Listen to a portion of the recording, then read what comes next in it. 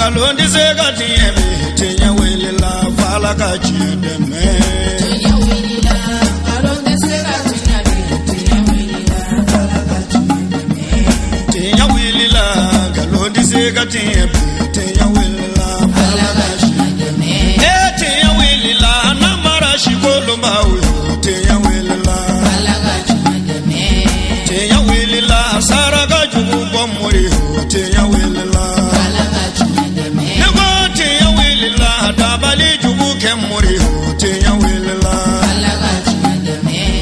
Ambalma Sherif la TV la jabawu omba fo ni islamia ka fole no ala ka kishina ka hinana ka barika ambe Allah Ta'ala dili ala ko ke ka anni aw bela jele nabo gajaba kajil oye duguye ni ani nyoron chebe kilometri 10 ani duru nyona gajaba kajil bi abe jate mali dugu bawfe kada adugu deunka uka dugu kanu anu ka chesri nu ka wuli ka jofe ni mamindo na gajaba kajil bi abe kinyana kibe mali dugu badowla kada a jamana dew adugu dew ka chesri fe ani ubuga dugu fe chugamina ujera ka misri ba sigi senga ka misri belebele jo uka dugula misri mi ni amusaka tara million keme ana kunkan fena a wari be bora dugu dew yere ku o misri daleli baraw de kera ka be jumado utukalo kile muga ani woro samba fla ani muga ani flama bara nyeblaw kera gajaba kayel place publique la no ka maw bismillah no kuma la semunu mekeno o baraw kera baraw damnera ni qur'an kalay ankara mo al imam ali sisefe ina fihi abada wa yunzir alladhina qalu ittakhadha Allahu walada ma lahum bi min ilmin wala li abaihim كبرت كلمة تخرج من أفواههم إن يقولون إلا كذبا فلعلك باخع نفسك على آثارهم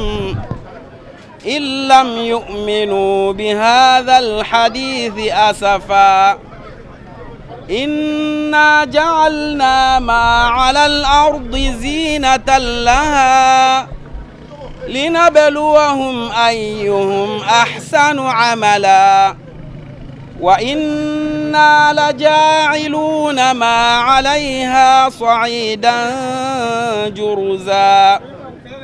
أم حسبت أن أصحاب الكهف والرقيم كانوا من آياتنا عجبا إذ أوى الفتية إلى الكهف فقالوا ربنا آتنا من لدنك رحمة وهيئ لنا من أمرنا رشدا فضربنا على آذانهم في الكهف سنين عددا ثم بعثناهم لنعلم أي الحزبين أحصى لما لبثوا أمدا نحن نقص عليك نبأهم بالحق إنهم فتية آمنوا بربهم وزدناهم هدى وربطنا على قلوبهم إذ قاموا فقالوا ربنا رب السماوات والأرض لن ندعو من دونه إلها لقد قلنا إذا شططا صدق الله العظيم. Fodé Ndiaye, allez, bismillah, les dougouti tola. Je demande au préfet, au sous-préfet et conseil de gouverneur, avec l'honneur, avant de mon bien de venir discours, je demande une minute de silence à notre sœur et notre grand sœur qui quittent Bamako pour venir. Il est décidé à la rentrée de Gajaba Kajil. S'il vous plaît, votre permission, une minute de silence. Merci.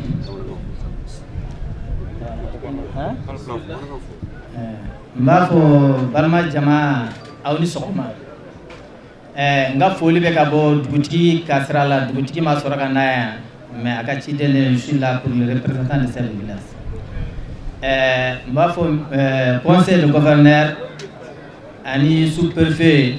an'an ka préfet an'an ka jama fɛn fɛn sera monsieur le maire n'a ka conseil maire de Ɲor Tugune maire de Guetema o ma sɔrɔ ka na maire de Simbi maire fɛn fɛn y'a sɔrɔ ka na min ma na an ka foli bɛ ka taa bɛɛ lajɛlen président de la jeunesse de Gajaba Kajel n'o y'an ka ressortissant ye an'an ka alimamiw ye n ka foli bɛ bɛɛ maa o maa bɔra bara ka se yan an b'a ɲini Alahu Taala fɛ Ala ye ɲuman se yan Ala k'i ɲuman lasegin i ka so baasi min sɔrɔ i natɔ baasi ka n'i sɔrɔ i segintɔ donc kuma caman tɛ yen Gajaba yan dunan fɛn fɛn bɛ yan dunan tɛ yan an bɛɛ kelen du ninnu misiri ninnu fɛn fɛn kɛra ŋaniya min taara minnu y'a sɔrɔ k'a kɛ Ala ka nɔgɔya minnu ma sɔrɔ k'a kɛ donc sallallahu Muhammad El Hadj Mama Ɲoko Jige ale fana kumana Gajaba maire tɔgɔ la an ka foli b'a jama bɛɛ lajɛlen ye kɛrɛnkɛrɛnya la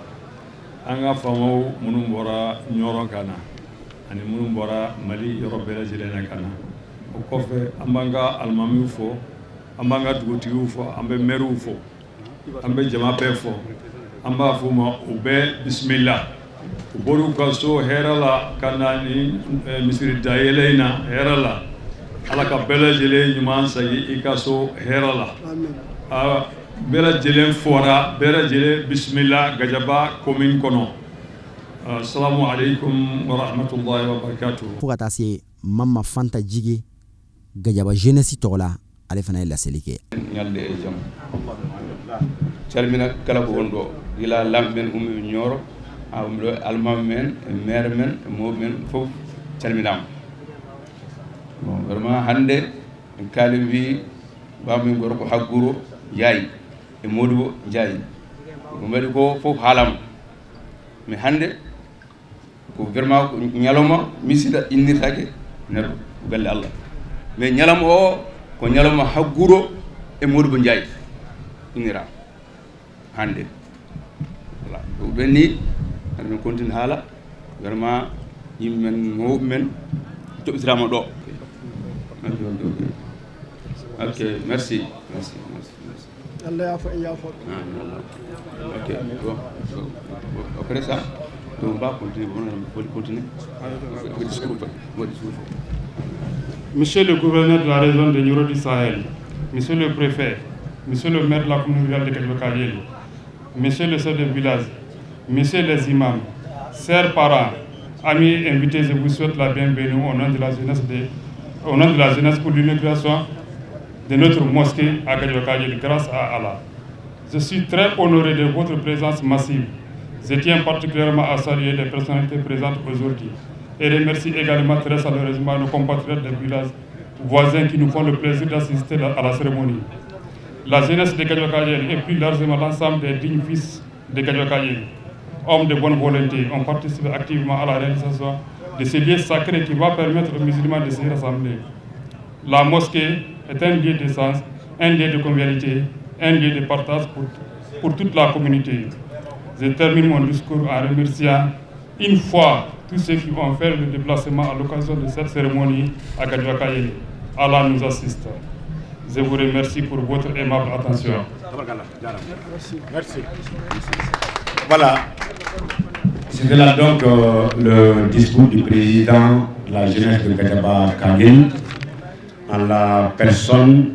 de Mama Fanta Jige. o tɛmɛnen kɔfɛ an karamɔgɔ Sheikh Kan ale ye foli kɛ alimamilakaw tɔgɔ la honorable Gosi Dramera ani an ka cɛkɔrɔba El Hadj Baya Jige ka bɔ Kayi fo ka taa se Adama Seno ma ni ale ye Ɲɔrɔn gouverneur ka lasigiden min tun bɛ kɛnɛ in kan olu fana ye min fɔ an ka jɛ an ka o lamɛn. Bismillahirrahmanirrahim.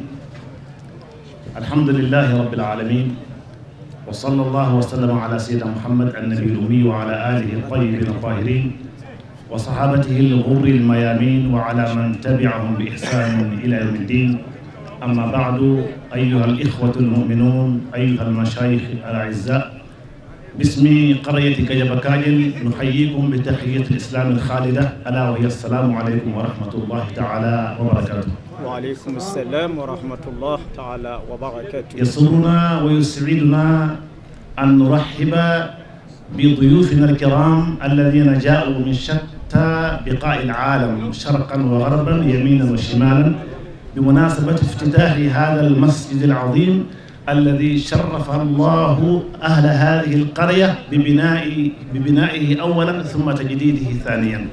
هؤلاء الضيوف الكرام الذين جاءوا من باماكو وضواحيها ومن جميع الأقاليم والمحافظات في جمهورية مالي نرحب بكم جميعا في أعماق قلوبنا قائلين لكم أهلا بكم وسهلا في قلوبنا وفي بيوتنا وفي ذريتنا جميعا، فأهلا بكم وسهلا جميعا. caggal ɗum ɓenni en calmini dendagal arɓe fof nojitade e nder wuuro men Gadiaba Kaƴel ñalawma men hannde. Kala to ɓe mbawi iwde e nder leydi Mali e caggal leydi Mali e nder Afrique e Europe e Asie, goto fof salminama inde mum e yettode muɗum, salminandu aɗandu eɗen kucciten ɗum fewde jom wuuro Gadiaba Kaƴel mo ganduɗa hoorema ko malaɗo mo maɗo kadi feeñi e waktu muɗum ndeɗo misiide kadi ha darna ñiiɓa ha Allah hawrina ñalawma hannde. caggal muɗum eɗen kuccina salminaɗo men heeriɗo fewde dendagal mawɓe Gadiaba Kaƴel wonɓe ɗo Gadiaba Kaƴel e kane wonɓe Bamako. caggal muɗum eɗen calmina dendagal lamɓe meɗen gila e jaam Sahel ha yetti Jamana ha yetti Tabital ha yetti Pinal e dendagal arɓe ɗo nocitade foof eɗen calmini goto foof inde mum e yettode muɗum en bismi ɗum ɗo eɗen mbiya ɗum ahlan bikum wa sahlan. caggal muɗum inchallahu eɗen dardi kadi julɓe foof jangga suratul Fatiha wonande ballen debbo hatiɗo hanki o ha yetti awwalu mayɗo gubbaɗo e Gadiaba Kaƴel foof yalla yimɓe yafoɓe goto fof yo jooɗo jolle mum jangani ɓe Fatiha inchallahu taala. Fatiha.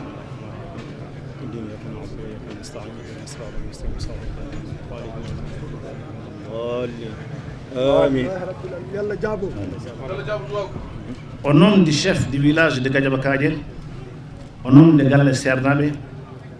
au nom de tous les citoyens de Gadiaba Kaƴel, nous exprimons nos sincères remerciements à tous les participants et les participantes aux activités d'ouverture de cette grande mosquée, en particulier Cheikh Amadou Hadi Tal avec sa délégation et à toutes les délégations ont assisté ici sans exception. Nous remercions aussi tous les médias nationaux pour leur mouvement et leur participation à cette magnifique cérémonie d'aujourd'hui, notamment l'Ortem, Chérifla, Mieta, Pinal TV, ainsi que la Voix de Fouta, Jamana, Jam Sahel et Pinal Radio FM. Nous exprimons également notre gratitude et appréciation au comité organisateur et la jeunesse de Gadiaba Kaƴel. À la fin, nous demandons à Dieu Tout-Puissant de vous ramener chez vous avec un plein bonheur et d'assurer la sécurité et la stabilité dans notre pays, République du Mali, des pays islamiques, des pays voisins et du monde entier. Merci beaucoup. Anis Dialembe, préfet et gouverneur, ani préfet, ani sous-préfet ou cap, yanna lila, kana, andeme, misi dayen na, ambu foku wali nyumando. Ni o bora mbe gade hel ni maliga fo, ku wali nyumando. Kachiki nyoko be fo. Dugu silameo, ani kagolo, ani numu ambu fana fo. Ni o temina, ni kuma ya abana,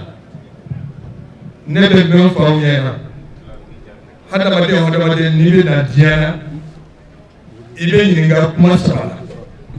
Wo kuma sabala, madala mwambe se kajabi, muneko, borami, ne nana munea, ne kunsilembe yon jomaka. Mais, nyado, Gadiaba Kaƴel, aya jabi, aya fula jabala, kelempe de toi. kelen jumɛn tura o de k'a fɔ i bɔra min mɔgɔ mɔgɔ bɔnsali ka bange i tun bɛ yɔrɔ min na i tɛ o dɔn mais i nana diɲɛ na baara min n'i b'a kɛ min bɛ ni diɲɛ na jɛɲɔgɔn ma ka lahara diɲɛ la o bɛ kɛ diɲɛ de la a y'o baara kɛ a ni fɔ a bɛ fɔ n'o ye ka waleɲuman dɔn lahara fana a baara bɛ tɛmɛ nin kan ka misiriw jɔ ka siraw dira vraiment ka ji dɔn yɔrɔ bɛɛ la o foli b'aw ye a ni ce aw ye dɛ a ni ce jɔyɔrɔmɛ bɛ tɔgɔ la nin bɛ jɔyɔrɔmɛ bɛ kunna wolo jamana kan komi n y'a fɔ cogo min na ne tɛ jeliya a ka di ne ye bi ne de ka kan ka nin kɛ mɔgɔw b'a fɔ n ye mais mɔgɔ kana i kana kɛ hasidi ye ni min ye min kɛ o ka dɔn ni o ye donc n b'aw fo ka na kuma la janya denmisɛnw ko miniti 3 mais ne tɛ se miniti 3 ma n bɛ jɔ yan ka dugawu kɛ bɛ ala bɛ ɲuman segin n b'a daminɛ ka gouverneur ka représentant fo wali filanan kabini sɔgɔma in na sécurité bɛ k'an k'i munumunu k'an hakili sigi an b'u fo ka dugawu k'u ye n'o tɛmɛna an bɛ dugutigi fo ka alimami fo ka dugu musow denmisɛnw ni kɔrɔbalenw ni cɛw ni a bɛɛ fo denmisɛnw ye tannu kɛ misiri in na mais anw bɛ kunu tuma min 52 cɛkɔrɔba 4 tun bɛ yen n'i y'a ye misiri sera ni ma olu dɔn bayidi dike sɔn haguro mun fɔra a fa Sekute Ben Ndiaye ani Amata ko Almami o fa ani an mɔkɛ n'o ye Bahati Jige 52 ninnu de jɔra anw denmisɛnma n'u ye weleli kɛ an bɛ gɔngɔrɔ fili ma an b'a fɔ denmisɛn saya b'a la n'aw ye weleli kɛ jɔn na dɔrɔn denmisɛn bɛ sa olu y'o bɛ wulu jɔn dara kan Mamadu Kɔnte Ɲangadu a tun bɛ sigilen kan kan a nana a y'a tɔn san a ko cɛkɔrɔbaw ma a y'a da misiri sanfɛ donc ni misiri sera nin ma olu ta an tɛ se ka ɲin'u kɔ Haguro ale de ye 81 ta ale de y'a jɔna bɛɛ a joli na a ɲɛ wari bɔ mɛ ale de physiquement ale de y'a kɛ a denw ɲɛ wari bɔ mɛ ale de y'a kɛ bon Modibo ta tɛ se k'a fɔ nin san 50 kɔnɔ ale de bɛ misiri wele ka taa 2 heures du matin fo ka dugu jɛ a bɛ misiri la donc ne bɛ mun fɔ an b'u bɛɛ fɔ mɔgɔ mɔgɔ ka dɔrɔmɛ kɛra la an b'a fɔ mais ko kelen bɛ yen an ka tiɲɛ fɔ ɲɔgɔn ye dugu denmisɛnw bɛ barika b'u la u ye wari k'a la mais kelen kelenya ne bɛ Umar fɔ a kɛra n ma sababu ɲuman mɛn Gajaba sababu ɲuman n'i b'a ɲini i bɛ Umar ɲini a naani bi cɛ fɛn o fɛn ye dugu in kun kɔ a bɛ ɲininkali kɛ dogo ni bange bɛɛ k'a fɔ dɔn mun kun ko b'aw la ni mɔgɔw farala k'a b'a dilan n'u ma fara k'a b'a dilan ni bi sera an b'a tanu donc ne tun bɛ nin de fɔ dɔrɔn ka maire ni dugutigi ni alimami ani dugu jeunesse olu de jɔra k'a fɔ dɔn ko Gajaba an bɛ yɔrɔ min bi misiri ma kɔrɔ mais dugu in bɛ cogo min olu t'a fɛ ayiwa ni misiri wɛrɛ tɛ jɔ u b'a fɛ fɛn ka dilan mun ka girin ni nin ye donc bɛɛ faral'u kan misiri cira k'a jɔ donc an bɛ jeunesse fo a ɲɛmɔgɔ an b'a fo n'o y'an dɔgɔnin ye donc a n'a tɔɲɔgɔnw bɛɛ an b'u fo jɔyɔrɔ bɛ denmisɛn wɛrɛ bɔ yen olu ko Umar bɛ baara mun na olu fana bɛ fɛn kɛ Gajaba u ka réunion fɔlɔ u ye wari mun fara a ka ca ni miliyɔn 60 ye u t'a kɛ foyi ye ni Gɛlɛba kunko tɛ ala ka si d'u ma ka garijɛgɛ foni vraiment mun b'an na ala ka yafa ma an bɛ foli kɛ donc vraiment ani Kayi alimami nana legal Segu donc Kayi alimami a bɛ alimami fɔlɔ la donc alimami don a ko Gajaba ko in na a bɛ na kabini a nana moriw y'a bonya dugu bɛɛ y'a bonya donc an ka foli don an ka chambre de commerce président a bɛ nale a sera ɲɔgɔn ye a bɛ na sisan a ko nin tɛ se ka kɛ puisque minnu y'a dilan commerçants don ale de content na puisque a ka ressortissants de ye yɔrɔ in dilan donc o tɛ fɔ ale ko an ni Adama fana ka délégation na Kayi ko Kayi ni y'an bɛɛ kelen donc Adama tɔgɔya la u ye Fuseni Nimaga ci a n'a ka délégation k'u kana ka bɛn n'a ye vraiment an b'a fɔ salamu alaikum wa rahmatullah. Alors gouverneur ye tɔgɔ la ni a tun ka di ale yɛrɛ ye a ka ye nin kɛnɛ in kan donc mais a bɛ déplacement na a bɛ Bamako a ye n bila ka na ne ni préfet ka adjoint ani préfet central donc an farala ɲɔgɔn kan an mɔgɔ 4 bɛɛ bɛ gouverneur de représenter yan o kɔrɔ de a sɛbɛ de don ko k'a ka foli f'aw ye ko k'a dɔn k'a fɔ ko a ye baara min kɛ a tɛ a mɛn a y'a bɛɛ mɛn a ɲɛ b'a bɛɛ la a bɛ lakala ye a y'a ka fasi de ɲumanya ko k'a segin aw ma k'aw bɛɛ ni ce aw yɛrɛ ye jamana jɔli la bon an minnu nana fana bonya de kɛra k'an kunbɛn an nana an ɲɔgɔnw de sɔrɔ yan aw bɛ ka silamɛya baara de kɛ n'o ye jamana jɔli ye sira do misiri do sow do a y'a jɔ Gajaba jeli de mais a y'a jɔ ni Mali de a y'a jɔ ni Nioro région de a ka di anw minnu ye n'an nana baara la n'an bɛ région kunna an ɲɛ bɛ sow jɔlen na an ɲɛ bɛ yɔrɔw la a kɛlen kunnawolo de ye anw ma donc aw de y'a baara kɛ mais anw fana ka kunnawolo de don ça veut dire que mɔgɔw bɛ baara la jamana in kɔnɔ yan donc aw ni ce aw yɛrɛ ye aw ni faso baara an b'a ɲini limamu ye duwawu min kɛ duwawu in ala k'a minɛ jamana in ma hali sisan a ka duwawu kɛ jamana in ka basigi dɔ ye sécurité ko kuma fɔ a ka duwawu k'u ye ala k'u lakana u ka se ka anw fana lakana ala ka misiri in jɔli kɛ aw ma sababu ɲuman ye a bɛ tɔɔrɔ o tɔɔrɔ ne a bɛ dugu in kunna a k'a ta ka bɔ dugu kunna ka bɔ commune kunna ka bɔ cercle kunna ka bɔ région kunna a ka kɛ sababu ye Mali yɛrɛ bɛɛ ka lafiya sɔrɔ a la donc n b'aw fo k'aw bɛɛ fo k'aw waleɲuman dɔn min n tɛna mɔgɔ t'a tɔgɔ ma mais bɛɛ b'i yɛrɛ ye a kuma na an nana a diyara n yɛrɛ bakun ye siɲɛ 2 de ka na Gajaba Kajeli n nana sen dɔ min na n taara n y'a lakalen kosɛbɛ n ko tiɲɛ yɛrɛ la Jaga mɔgɔw bɛ na minnu b'u ka yɔrɔ fɛ donc hali sisan a ye bama ala k'aw dɛmɛ mais aw ka bama aw ka ɲɔgɔn minɛ ni aw bɛ ka ɲɔgɔn minɛ tan nɔ a bɛ se ka Mali yɛrɛ bayɛlɛma merci beaucoup o de tun bɛ n fɛ ka fɔ. Machallah. Merci beaucoup. Là, je suis encore beaucoup plus à l'aise parce que le Bambara, je ne comprends pas beaucoup. Donc, je disais vraiment merci à tout le monde, tous les ressortissants de Gajaba Kajeli, la commune, pour avoir invité le gouverneur et tout son staff. Et le gouverneur, il est empêché, il est en déplacement à Bamako.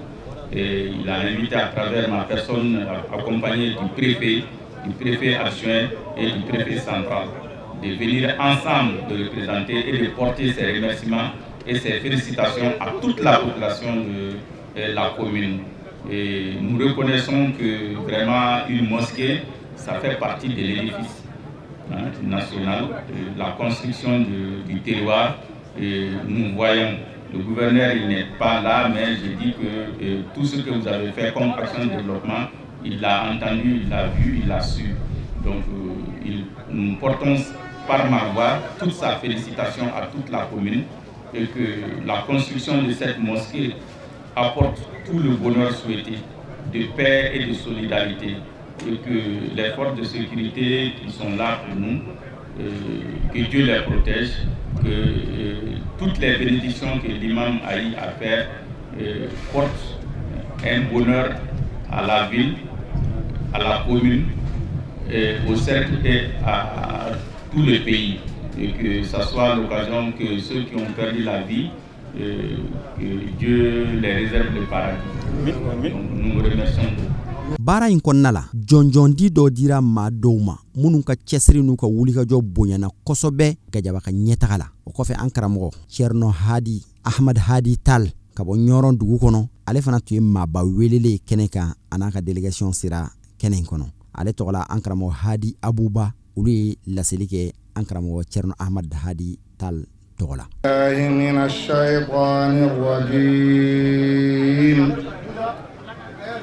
بسم الله الرحمن الرحيم الحمد لله رب العالمين الرحمن الرحيم مالك يوم الدين إياك نعبد وإياك نستعين اهدنا الصراط المستقيم صراط الذين أنعمت عليهم غير المغضوب عليهم ولا الضالين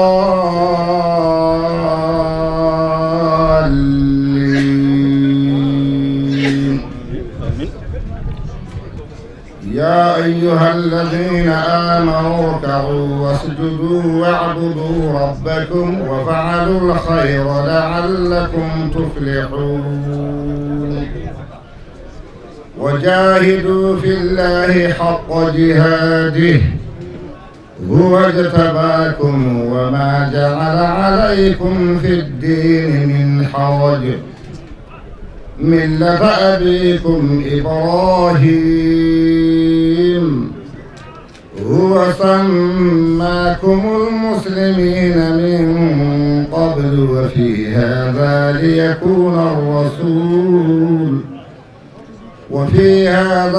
ليكون الرسول شهيدا عليكم وتكونوا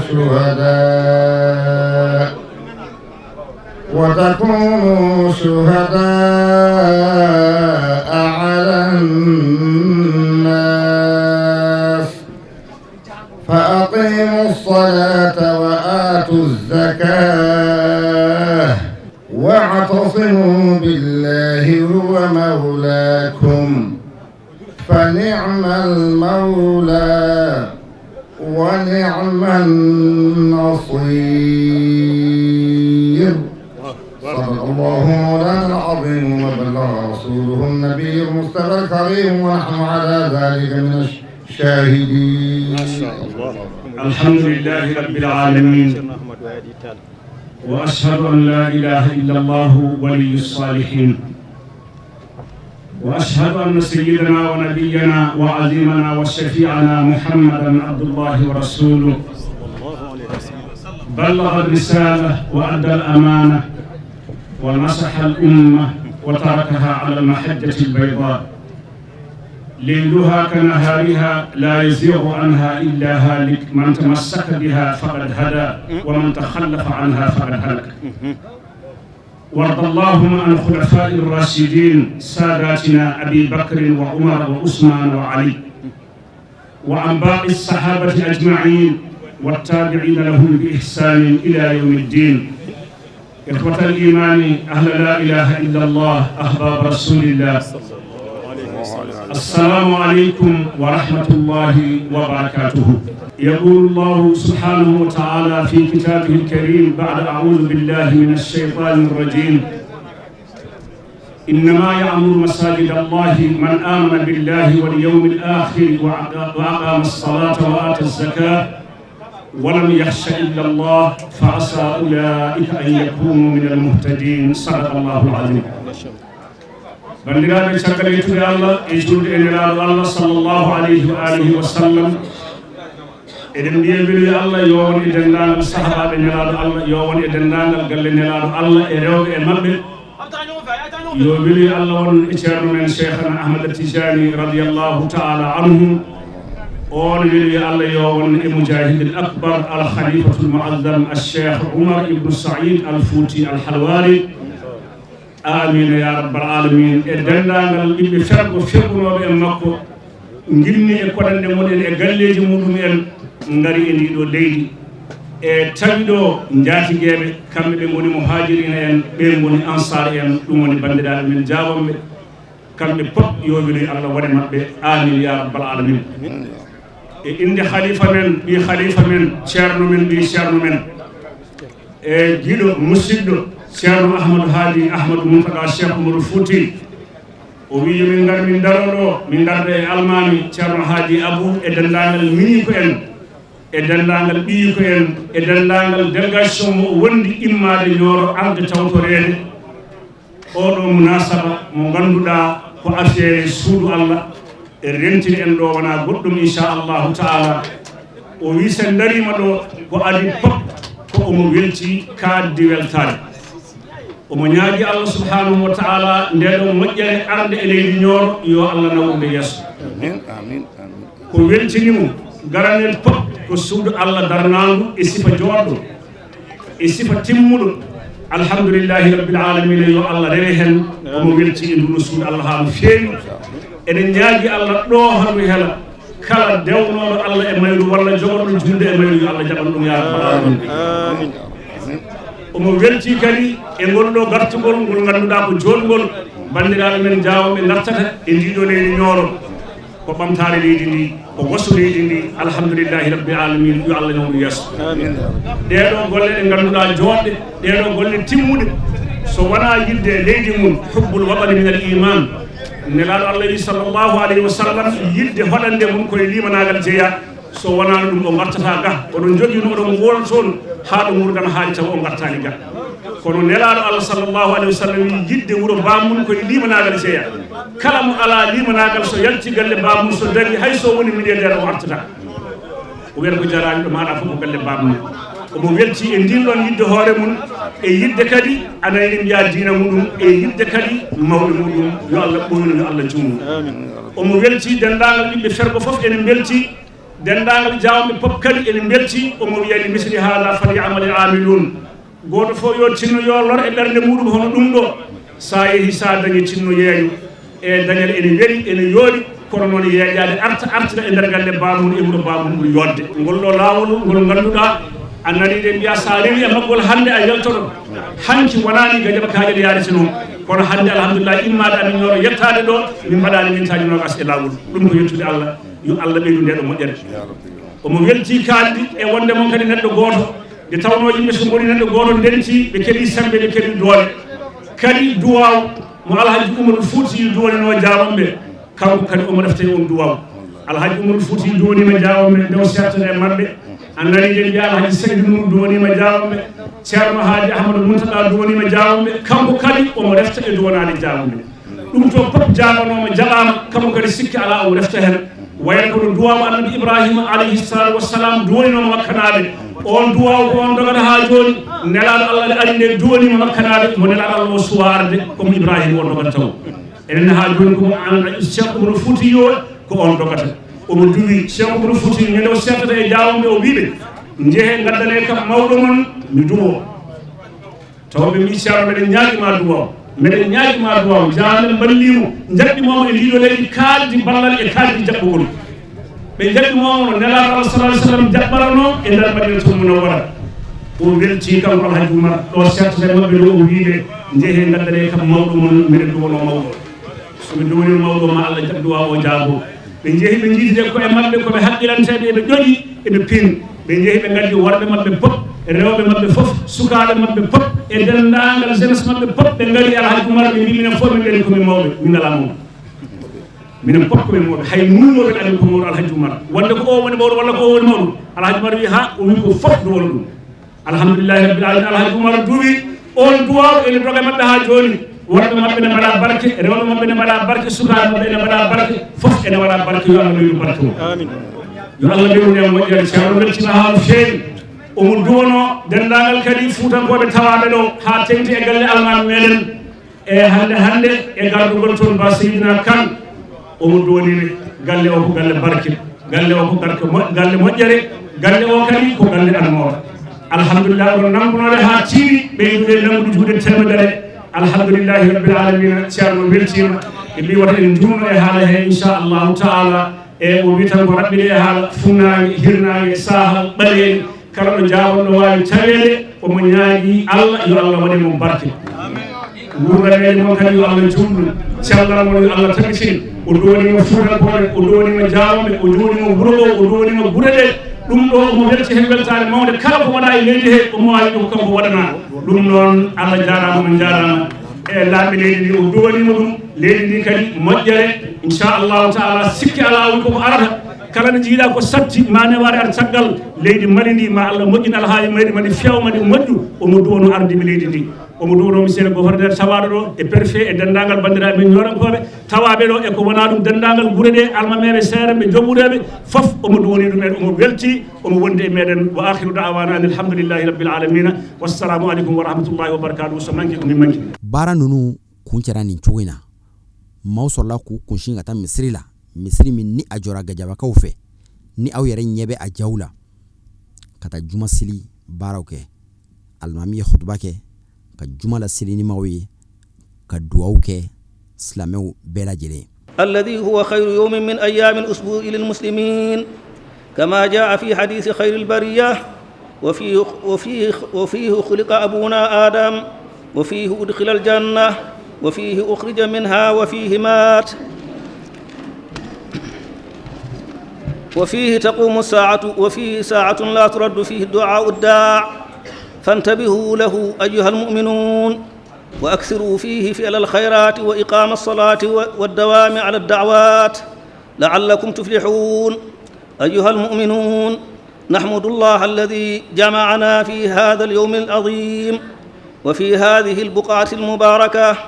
التي هي خير البقاع وهي بيت من بيوت الله التي أمرنا الله أن نرفع بها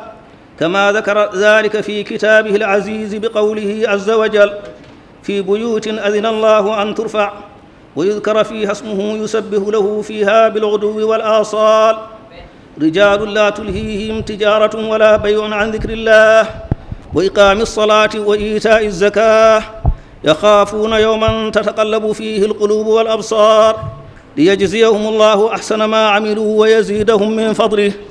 الله يرزق من يشاء بغير حساب وأذكركم بهذه الآيات البينات من الذكر الحكيم لعلكم تتذكرون وتتقون فطوبى للمتقين ثم طوبى لهم وحسن مآب اللهم اجعلنا من عبادك المتقين وحبب إلينا الإيمان وزينه في قلوبنا وكره إلينا الكفر والعصيان واجعلنا من الراشدين واجمع لنا خير الأولى والآخرة أقول قولي هذا وأستغفر الله لي ولكم ولسائر المسلمين آمين الحمد لله رب العالمين الحمد لله الذي خلق السماوات والأرض وجعل الظلمات والنور ثم الذين كفروا بربهم يعدلون الحمد لله الذي أنزل على عبده الكتاب ولم يجعل له عوجا الحمد لله الذي له ما في السماوات وما في الأرض وله الحمد في الآخرة وهو الحكيم الخبير الحمد لله فاطر السماوات والأرض جاعل الملائكة رسلا أولي أجنحة مثنى وثلاث ورباع يزيد في الخلق ما يشاء إن الله على كل شيء قدير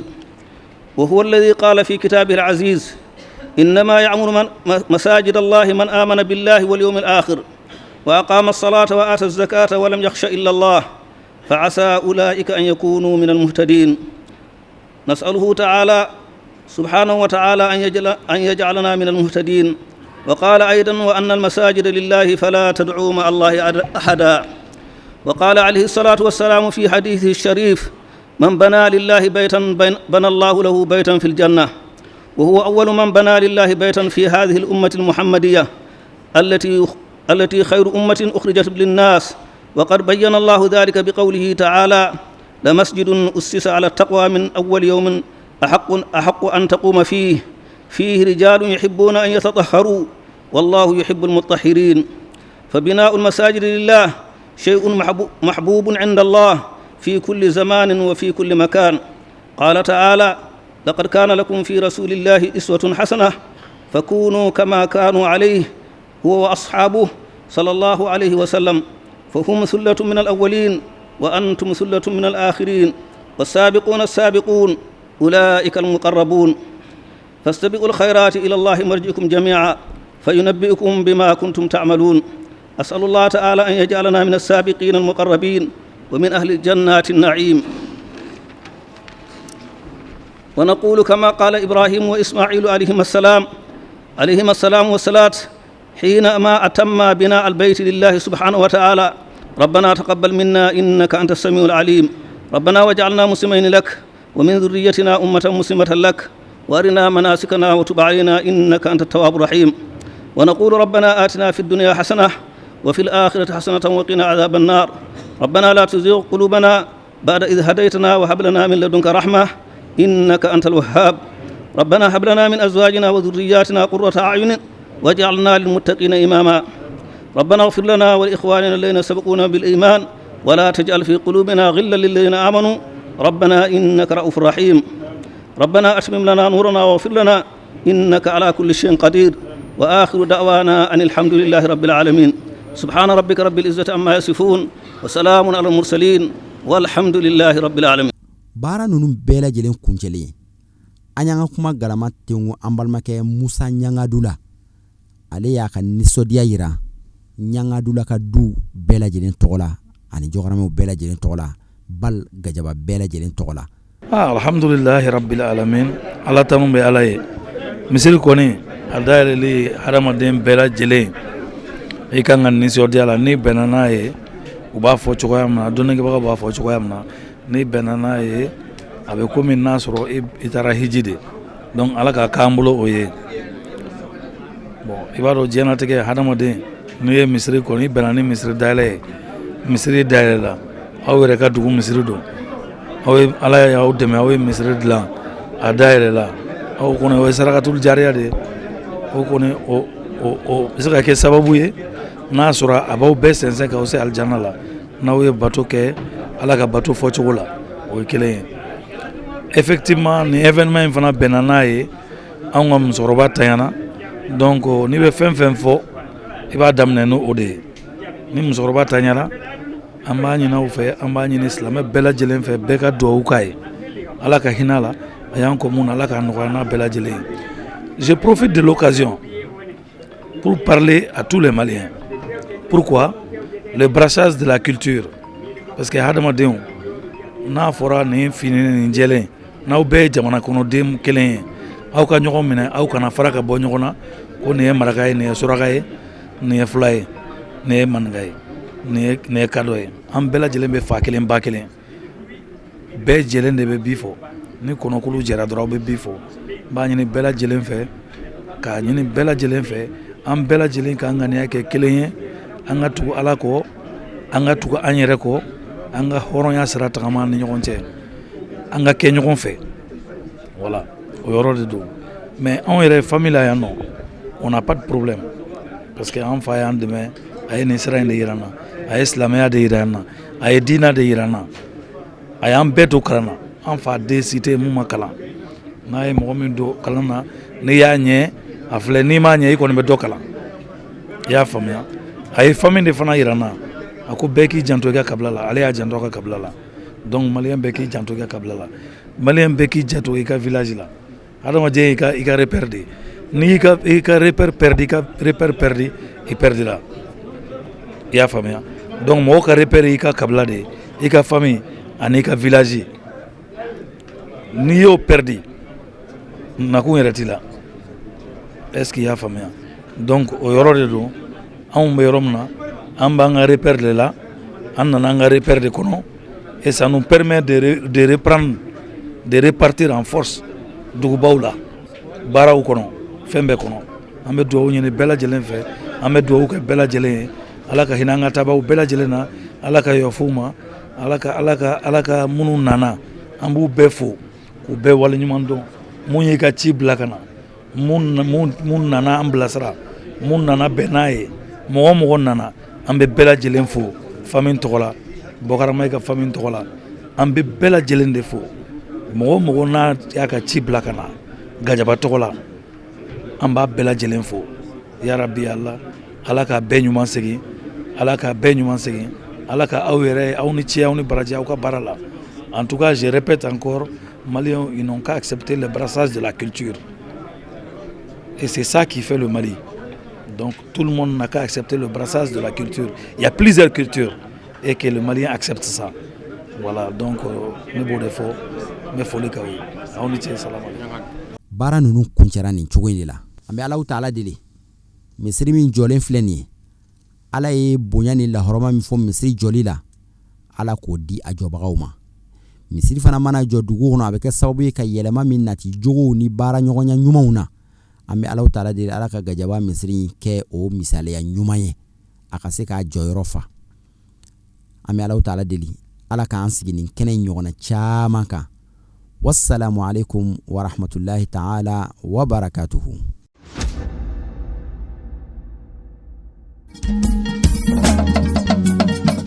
Tinya wilila hangalondi sega tiebe tinya wilila fala ka chideme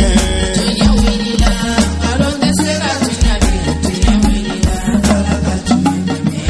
tinya wilila hangalondi sega tiebe